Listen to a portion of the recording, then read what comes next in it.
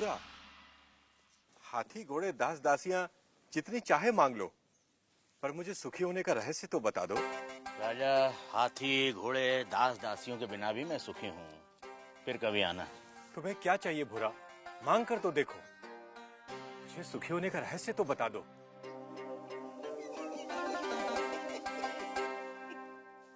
जो स्वयं सुख की खान है, उसे लालच देने का काम मूर्ख ही कर सकता है। जा राजा जा, फिर कभी आना।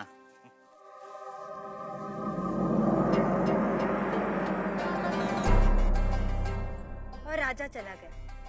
उसे समझ नहीं आया कि गाड़ीवान भूरे को क्या चाहिए था कि अचानक राजा एक दिन अकेले गाड़ीवान के सामने आ खड़ा हुआ।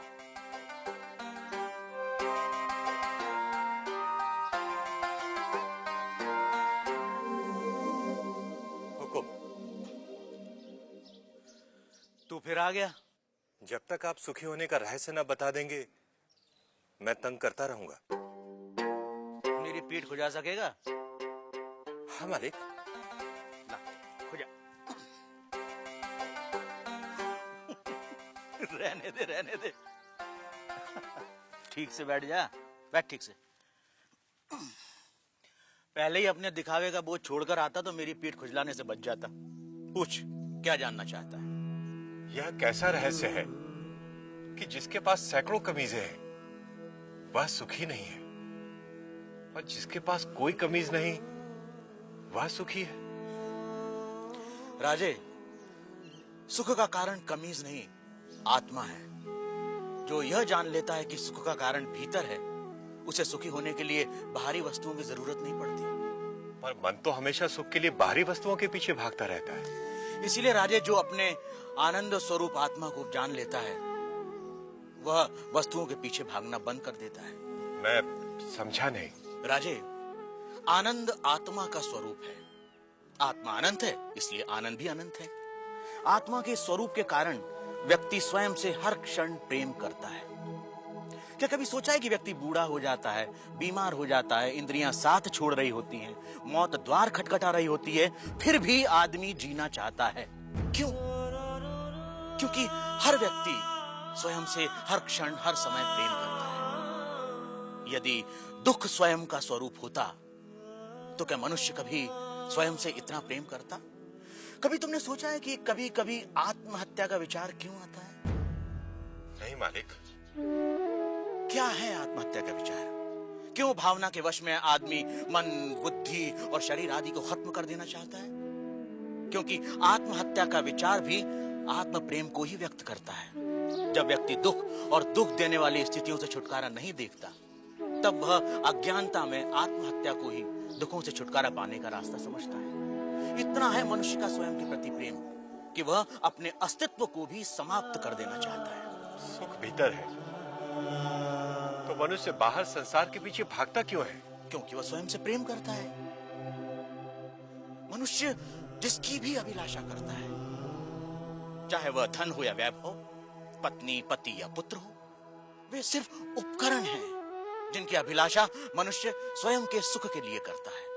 मनुष्य अपनी प्रियतम वस्तु या संबंधी को भी छोड़ देता है यदि वह वस्तु या वे संबंध दुख का कारण हो जाए। इसलिए मनुष्य सबसे अधिक स्वयं से प्रेम करता है। कोई भी व्यक्ति, चाहे वह संसार को पाने या संसार को छोड़ने की राह पर ही क्यों न चल रहा हो, वह स्वयं के लिए ही है। स्वयं के लिए इतना प्रेम कि या तो सारा संसार या संसार नहीं। स्वयं के प्रति इतना प्रेम ही आत्मा के सुख स्वरूप का प्रमाण है। यदि ऐसा नहीं होता तो मनुष्य दुखों से प्रेम करता। क्योंकि अज्ञानतावश हम अपने आनंद स्वरूप को नहीं जानते, इसलिए इस आशा में संसार और वस्तुओं के पीछे भागते रहते हैं कि वह हमें छोटे छोटे सुख देगी। यह ठीक वैसा ही है कि जो सुखों का स्वामी है, राजा है, वह खुद को भिखारी समझ दूसरों से इसकी उम्मीद करता है। यही है अज्ञान की शक्ति।